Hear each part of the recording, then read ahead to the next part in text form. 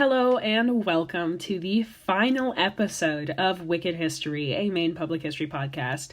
I am your host, Dana Ricker, and yeah, this is the last episode of my final project for my public history class. For my master's through Indiana University, go Hoosiers.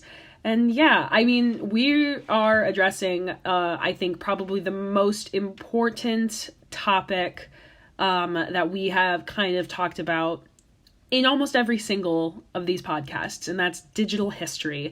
I am so lucky enough to have been able to interview Kathy Amoroso from the Maine Memory Network, which is it's a website. You can visit it. I will have the link in the description below. It is a collaborative online archive of Maine history, artifacts, and stories. And honestly, I just think there's just no better way to bring this podcast series to a close than with this topic. So without further ado, here is my interview with Kathy. Could you just start off maybe by just describing a bit about your own personal background and how you got involved with working with the Maine Memory Network? Sure. You might want to edit it down. It's a long story. No worries. Love long so I went to college for video production and broadcasting and psychology. And out of college, worked several years with a company that did training videos for corporate training videos. Yeah. And then around the early to mid 90s, things turned to websites. And so, but we were still doing websites, still doing video. And then in 1995, we were just 3 blocks away from the Maine Historical Society in Portland. Yeah. Maine Historical Society contacted the company I work for and said, we need a capital campaign video. We're trying to raise money for a new building and that kind of thing. Yeah. So I was on the crew. We schlepped all our equipment down the street and had to interview all kinds of board members. And I still have the video. It's great. Board members and to talk about what history means to them and why it's important and why the building is, important. And I remember I was just a production assistant, and I was just listening to all this stuff, and we came into the library, which was built in 1907. And I walked in and I just said to myself, this is the coolest place. I want to work here. Oh my gosh. I can just imagine that. Yeah. And so I remember kind of grabbing a little diary off the shelf. Now you can't do that anymore. We have things kind of stored away, and I just kind of opened it up, and I remembered it was a farmer, and he was talking about the weather, and they're filming people over there, and I'm just kind of flipping through the diary, and I was like, this is so cool. So long story short, we made the video, or they made it. I helped out. And then I started doing my own family research here. I got hooked, and because we were just down the street, during my lunch break, I would just come down and do a little research, browse through the stacks, look at the books, that kind of thing. And then I also, what I was saying, made friends with the library staff and the director. They were all in the same building, and they got to know who I was. So then around 1999, because we had made that video for them, the organization, Maine Historical, reached out to the company I work for again and said, we are trying to put together this website. And we have money from the state, and I want to get together a bunch of people, tech people, who can help us figure this out. So I was invited to that meeting. And it was people from all over the community that were, it was the 1999-ish. So, just getting into the web, some people that had been starting some websites. I still remember a few of them, and they're still in business. Yeah. And then they said, we want a website that we can put our collections up on. But then they said, there's this great thing called American Memory that the Library of Congress has. Yeah. We want to be Maine Memory. And so that kind of got the ball rolling. And so the director wrote a grant and got $275,000 of seed money from the state. And he defined this site as this is going to be a portal where not only Maine Historical Society can put things up, but we're going to open it up to every cultural organization in the state. Okay. And so it was really his Collaborative. brainchild. It's collaborative. It's very, yes. Okay. And I think we are I want to say the second oldest collaborative website in the country. Wow. Behind what they used to call it was in Colorado. It could have been the Colorado Digitization Project or something like that. Wow. Where they had some of the bigger museums get together. Yeah. So the thinking was, well, if we can do this for ourselves, why not train everybody in the state to do this? Right. And then think of the great resource, and Google didn't exist at the time, I don't think, or maybe was just starting. And it was like, we can be that portal where everybody goes to get Maine history. Yeah. So in the year 2000, they got the money from the state. They hired a director of the project his name was Dan Kaplan. And I just kept coming down and doing my own research. But I was also very involved in website user testing and had a lot of training on that by then. And he said, we need some help user testing this website that we've developed. Would you come in and run some user tests? So they brought in users and I tested them. You observe their behavior, you give them tasks, see how they can find things. And we found out where the bugs were or where the, confusion was, kept perfecting the site. And then one day he said to me, I think it was early 2001, said, do you want a job? And I was like, oh, doing what? I don't know. And he said, we need an outreach coordinator. We need someone to go around the state and recruit and train historical societies to put things up on this website. Okay. And I was a little hesitant at first, but because it was all sort of unknown. And then I was like, why not? I love the topic. And it beat making websites for trucking companies and grocery stores and, that kind of thing, which, we're fine. I learned a lot, but to work with content that I was actually interested in. Right. It's something you're passionate about. Yeah. Right. So they ended up, 9/11 happened and they said, I don't know if we have the funding. And anyway, they finally did get it, and it was through the Department of Commerce, U.S. Department of Commerce. It was called the Technologies Opportunity Program. Yeah. And it was a 2-year job and full time. And my job was to fill up the Maine Memory Network with other people's stuff.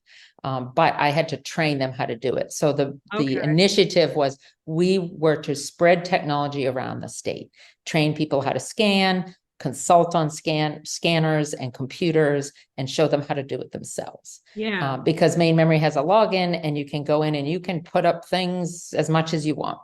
Really? So we don't go around and scan for people, whereas some projects do. They'll show us 3 things and we'll get you up there. We help them decide what to put up, and then it's up to them to scan at the right standards and catalog. We train them how to do that, and then it goes through, and then we can talk about that later about the actual process. Sure. So that's sort of how I got started, and then 2 years was up, and they found another grant, and then they found another grant, and then 22 years later, I'm still here. Long story short. Yeah. So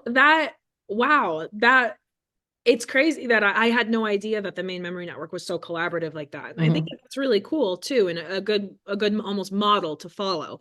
And that also kind of answers my question about what one of some of the earlier goals and objectives were for the Maine Memory Network of trying to get everyone involved. How would you say you've seen those goals and objectives shift over the years? And even just with the landscape of digital history, how would you say from, 1999, 2001 I was born in 1999. So there's a lot has changed, obviously. How have you personally seen that shift?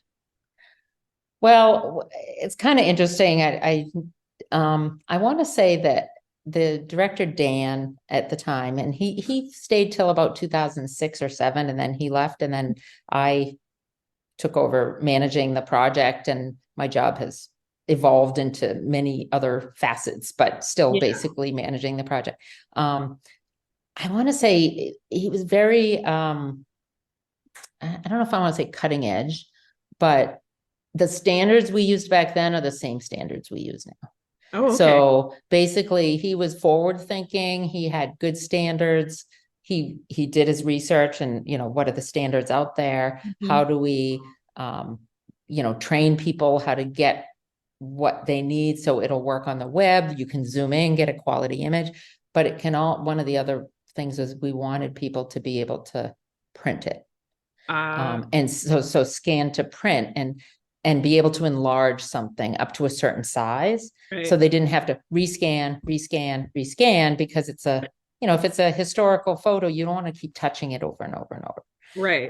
So less handling, scan once, super high quality, but not so high that you're sending a gigabyte file. Right.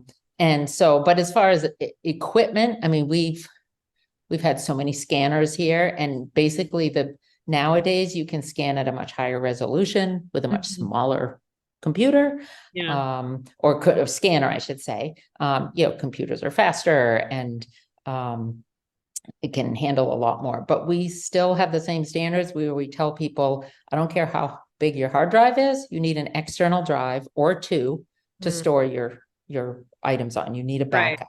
Don't have everything sitting on your laptop and then you drop the laptop and there go all your items. The scanning standards are, like I said, are the same. So the scanners nowadays can easily scan what some of them in the past, it was marginal. It was like the highest scan it could get back then. Now it's probably a low res scan on a scanner. But other than that, of course, like anything, technology wise, equipment's gotten lighter and smaller for the most part, but we still tell people use a flatbed scanner. Don't use your phone. And don't use a copy machine. If you really want a good high resolution color scan, you need to, and we have certain brands we recommend because they have an easier interface. But I had to learn Canon and HP and Epson and it's a lot to take in. The different ones, because they say, well, this is what I got. So I'd had download the manual, learn it so I could teach them how to use it. And Mac and PC, have to know both. Right. And as far as training goes, it's been the same for 22 years. Basically, one-on-one is the best. Yeah. We have moved more to Zoom training now since COVID stuff. Sure. And that makes it easier because I don't have to travel 6 hours or 5 to get to somewhere for a 2-hour training and then be on the road again. Right.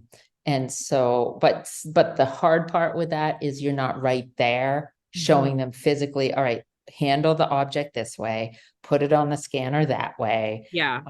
So there are some limitations to training online. Yeah. But usually, I'm pretty patient. So it's like, okay, scan something. Let me watch you scan it. Oh, yeah. No, don't do it that way. Do it this way. Now send me your objects.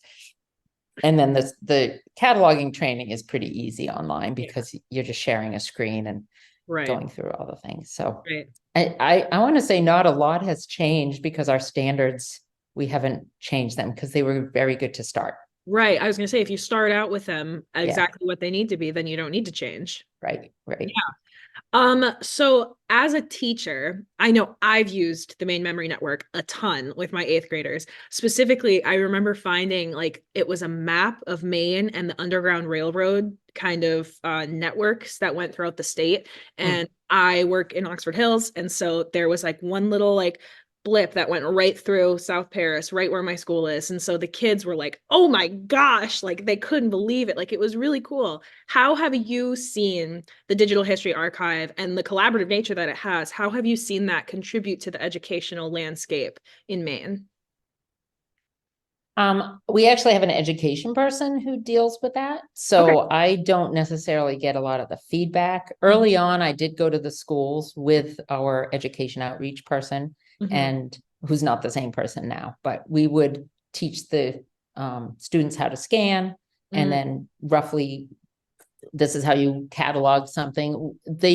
I do remember some sessions where we would get the students with the Historical Society folks and kind of pair them up, and then they'd look at the objects, and the kids were usually wowed Yeah. It's like, wow, this is really great. And I know teaching my own or doing my own genealogy and stuff. I wasn't a huge history fan back in school because it wasn't relevant to me. Yeah. So I felt Right. I couldn't relate to it. But then once I started doing my own research, I was like, oh my gosh, I actually did have an ancestor that came over during the Irish famine. Now I want to know about the famine. Before, the famine didn't mean anything. So Right. now that I know it was connected. So, we try to connect the students to an object, Yeah. or ask them a little bit about, what do you know about your family history? Oh, my grandfather was a barber. Oh, well, hey, you know what, we've got this barber chair over here Yeah. you might want to look at, or Yeah. go to Maine Memory and search this or that. Yeah.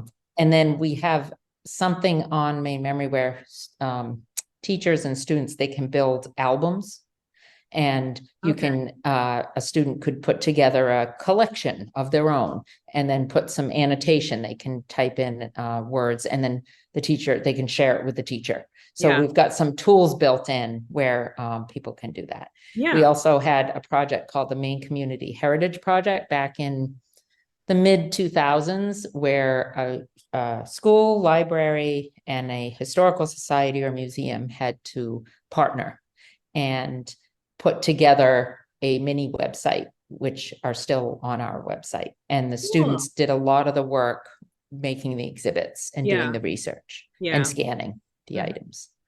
So there, I think it's very flexible. You can use it in a lot of different ways. Right. Yeah. Yeah. I know the little I haven't used it to, I know what its fullest extent is, but the little ways that I have used it, I know I personally have very much appreciated it, because it is when the kids are able to see themselves in the history, it's so much more engaging for them. And that's true, I think, for any museum, and if they're trying to appeal to kids. So you talked a little bit about the process of actually like digitizing the artifacts. Do you want to just like very briefly just walk us through kind of like what that process looks like when you go to train a historical society of this is how you should do it? What are the main things that you try and hammer home for them? So first we tell them probably start with photographs and Mhm. something that will fit on a 8.5 by 11 flatbed scanner. Yeah. Large items, you need a big roller scanner. We can do slides and negatives, but we don't want someone starting with that. So we start with something simple. Let's start with a photograph. But then also start with a photograph that you know something about. Don't just Okay. pick an unknown person in an unknown place. That does no one any good. So let's pick something that you can actually catalog. You know the place. You can name some of the buildings in it. You can Mhm. name the people in the picture, that kind Yeah. of thing. So pick 20 items in your collection that you know something about. Maybe that's something that's popular, something that people want to access or call about a lot. Hey, do you have pictures of the Casco Bay Castle that used to be in Freeport or wherever? I could be Yeah. wrong there. And so that gets them thinking about, oh yeah, our most popular thing is that basket in the next room. Mm. Let's put a picture of that up.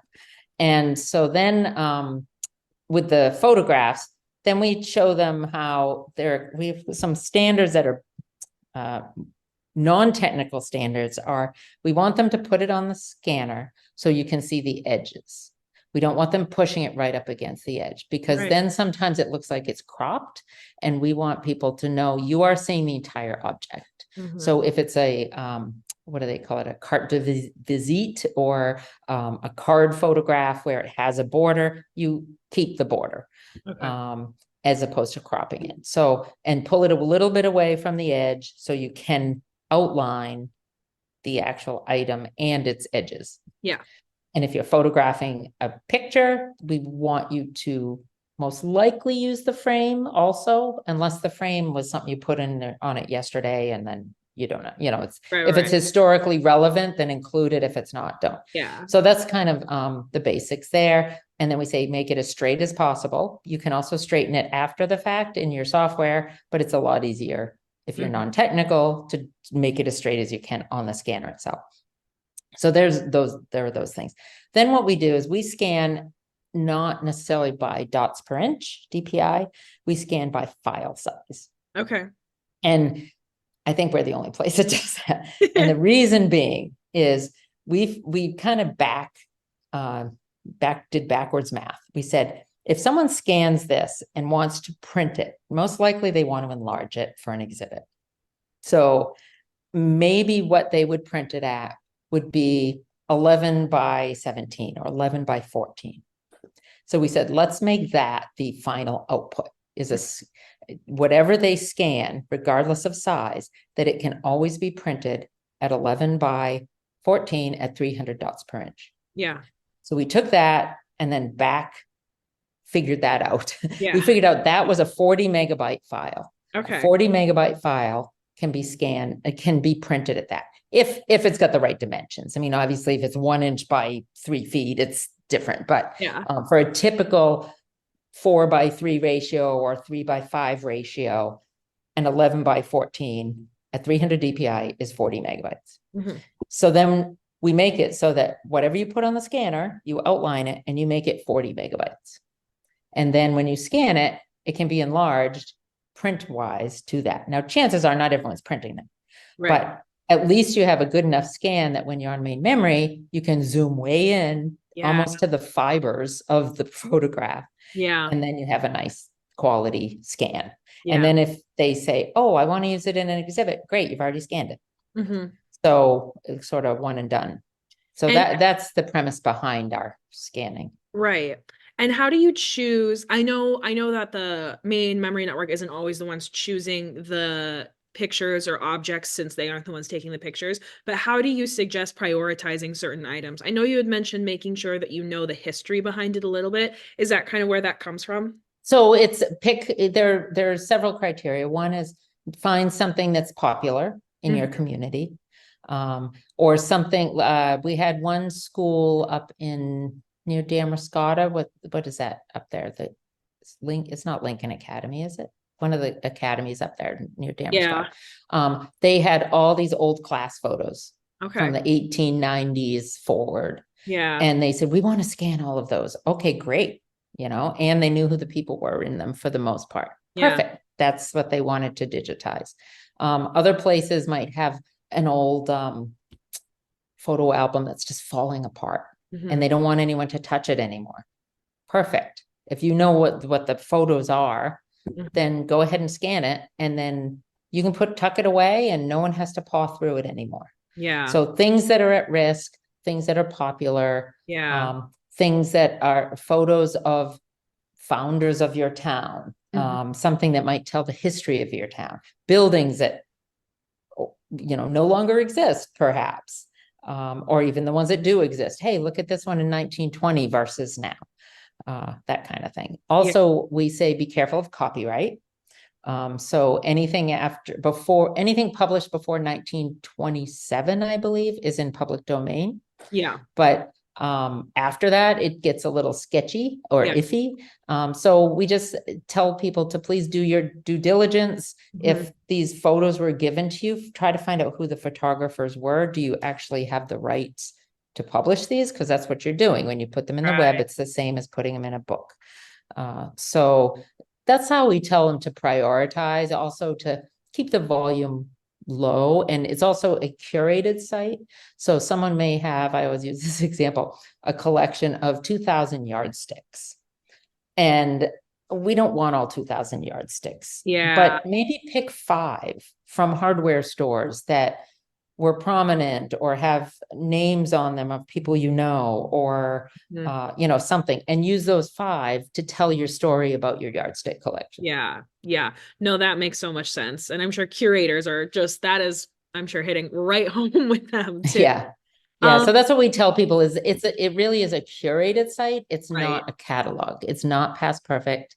But you can definitely use past perfect to find the items you want to put, but it's a way you can make online exhibits. So think of it as a digital museum. It is curated. Yeah, I think that's an important difference to make too, because it's not like people are just, if they have some random, like, I remember I spoke with some ladies from the Maine Maritime Museum, and they were talking about like how many pocket watches they have, or compasses. And it's like, if you don't know the history behind it, then you're not necessarily wanting to put it on the website because it doesn't serve a purpose on there. Right. So I think that, yeah, that's a very important distinction to make between the curated versus the cataloging.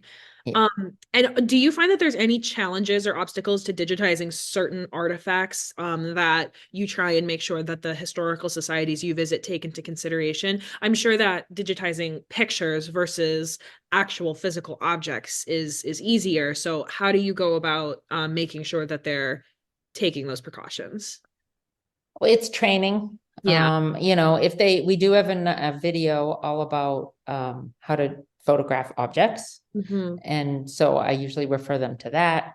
I also, because my background was video and photography, I can kind of train them on that. Right. And nowadays, sometimes a phone picture is fine Mm. as long as the lighting is okay. Hmm. That they don't have a window in the background or a lot of other objects. So those, yes, any object, it's challenging as long as, we say you need a clean space, don't want a lot of distraction, you want some Right. good lighting. Yeah. We have gone into other places and photographed for them. Hmm. And just because they don't have the means. So it's like, okay, I'll come up there, I'll photograph your 20 items that are on the wall, these portraits of people, they can't take them down. Right. But I have a way in Photoshop, I can photograph them and then I can fix the skew and Yeah. things like that. And I tell them the most important thing is that they have the knowledge of the item that I can't You get. can't I replicate can that. I Yeah. can help someone digitize something, but I can't help them catalog it if I don't know the information. Sure, I can type, but Right. that's a little Right. different. Yeah. So that there's that. Anything oversized is always a challenge. If they have oversized one of those big panoramic photos, Hmm. I was just talking to someone who has a whole bunch of them and they sound great. 1904 Bowdoin College football team. So I said, well, there are a couple ways you can do it. You can get it professionally done and Hmm. bring it somewhere, or you can try to scan it in parts. Sometimes it's 2, 3, or 4 parts. And then Photoshop does a really good job of stitching Yeah. together. Right. And you can go ahead and try that. And if not, send me the parts and I'll do it. Yeah. So I do help sometimes. I've edited some videos sometimes for people. Hmm. So, we'll jump in where we can, Right. but we also don't want to do it all. But Yeah. the main thing is training. That one of the biggest challenges is the change in personnel in the historical Yeah. societies. So obviously over 22 years, the people that were there 22 years ago are not there anymore. Probably. So it's new faces. And then Mhm. 5 years later, it's more new faces. So some don't even know they have things up on Maine Memory Network because they put them up 20 years ago. Yeah. And other ones say, I don't know what the login was. Well, that's good because we don't want people sharing logins. Make Mhm. an account. We'll let you get in. We need to have you sign a new agreement because you're a Right. new entity, a new board of directors or whatever. And then often they need new training. Mhm. So we just have to be prepared for that. And I do find nowadays people seem to be a little more tech savvy than Yeah. 22 years ago. Sure. So a Sure. lot of times they're like, well, send me the manual. I'll try to figure it out myself. And if I can, I'll let you know. Yeah. And we had, who was it we were working with? I believe it was Fort Kent Library. And he just kept scanning and trying and scanning. And I'd say, give him feedback. And then we finally got it. So that worked out that way. So those are the challenges. And then we still have people who they just don't have the time. Yeah. We're a small organization, we're volunteer run, we don't have the time. Yeah. I get it, and Yeah. it's hard not to just say, I'll come do it all for you as much as I'd like to, but I can't. Yeah. And then we try to connect them with a school maybe, or suggest, well, how about getting a volunteer? Yeah. I can train your volunteer if you don't have the time, and Yeah. things like that. So And I wouldn't doubt that. So many years ago, we had people hesitant. I don't want to put this online. People are going to steal it. Yeah. We still get a little of that. Yeah. We do, Maine Memory is good about, we put a watermark on things. We know Oh, people will right click and save items all the time, but if it's a little harder to do that and then go in and erase the watermark if they right. really want to It's be one more step. malicious. Yeah. So part of it is to give credit to the organization it comes from. Mm-hmm. And then it doesn't really protect the image, it just more tells someone where it came from. Yeah. And I know personally, when I see historic photos on a Facebook page or somewhere, I'm like, where'd you get that? What is Yeah. that? I want to know where it came from. Yeah. Do they have more? So that's kind of how we want Maine Memory to also be a finding aid. Right. And, to say, hey, this was at, Maine Maritime Museum. So maybe there are more like that. So Mm-hmm. then the researcher can go contact them. Yeah. Yeah. No, that makes so much sense. So speaking of ways of people being able to find the website, as far as digital accessibility, how does Maine Memory try to cater to the diverse audience, obviously, of people through like digital accessibility? Because I know just because it's online doesn't necessarily mean that everyone can access it. Do you have to take into consideration any of those aspects, or is it kind of just like a We try. yeah. I know we are very Googleable, if that's a Yeah. word. So we're lucky in that sense. And we've also been online for a long time. So the things, that have been not harvested, but indexed many times in search engines. As far as accessible for visually impaired or that type of thing, I got to be honest, I don't really know. Yeah. We used to be better at it and run it through what do you call it, screen readers and things like Yeah. that, but haven't honestly done that in a while, and we've made some changes, so we're due to double check things and see. I think when you run it through some of these checkers as far as for accessibility, like contrast of images and Yeah. things like that, and text, we are aware, okay, it's best not to put certain, the colors too close, and we're aware of some of those things, but I can't say we pass all these tests. I wish we would. Yeah. But I think that's a whole other job for someone to go through and double check. Of course, if someone wrote and said, I just can't access your items, we would definitely look into that. We haven't had any complaints. But it would be a good thing to run it through some screen readers and see actually what's happening. Yeah, absolutely. I know my husband does did actually. He worked with online marketing agencies and did a lot of the same stuff of like installing websites with like the screen readers and or the blurring out like certain colors that were like too much or something like that. So I know he's always talked about that being like a big topic of conversation, specifically right now. It never used to be as big, and now it's kind of like really coming to the forefront. Okay, well, I actually only have one more question. Sure. And it's just, are there any like future projects or initiatives with digital history that you or the Maine Memory Network as a whole are particularly excited about?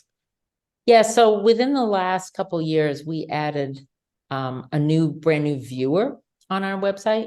Yeah. So every item was one image per record. Now we can do multiple images per record, and each image can have its own record. So we still we have just put up, what do I call them? They're called the Northeast Boundary Records, and the volume, some of them had 200 plus pages. So now you can go into that volume and flip through the pages, not physically flip. Yeah, like we don't have the animation flippy thing going on. We talked about it, but decided not to do that. But you can scan through every page, and we have some of them are full text searchable. We have a volunteer right now who's been indexing every page with the names and the places. So the more she adds that, the more discoverable the pages are. And so we want to take that technology and add it to many more collections. So we have architectural drawings.